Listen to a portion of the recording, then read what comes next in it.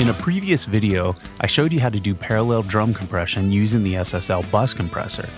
I also used the SSL G channel to shape my basic drum sound. So in this video, I'm going to show you exactly what I did on the individual channels. But most importantly, you will hear how the drums sit with the other instruments in the final mix.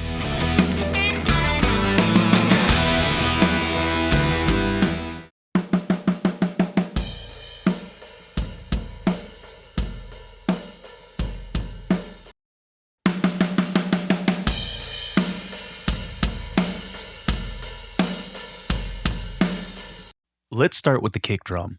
I found that the first kick drum preset was close to what I wanted, but just a bit too sharp in the high end for this track, so I lowered the high filter a couple of dB and took a few dB off the high mid filter as well. I then decided to try a few other presets and found one that worked perfectly for this track and did not need any adjustments at all. For the snare, I used the CLA Snare 3 preset. The only tweak I had to make was boosting a few dB on the high mid filter. If the snare drum would have been recorded with a bottom mic as well, I may not have needed to boost the high mids at all and the preset would have been fine as is. For the overheads, I used the CLA Overheads 3 preset. And again, because there was no bottom mic on the snare, I boosted the high mid filter up a couple of dB at 4.5 kHz to get a bit more of a crack out of the snare. For the final mix, I added a little reverb to the snare and overheads.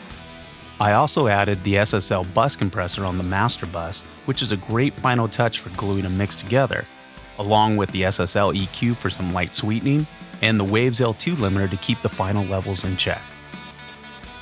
As you can see, the Waves SSL presets get you very close, and depending on the sound you're looking for or how the drums were recorded, you may only need a little tweaking to get the drums to sit perfectly in your mix.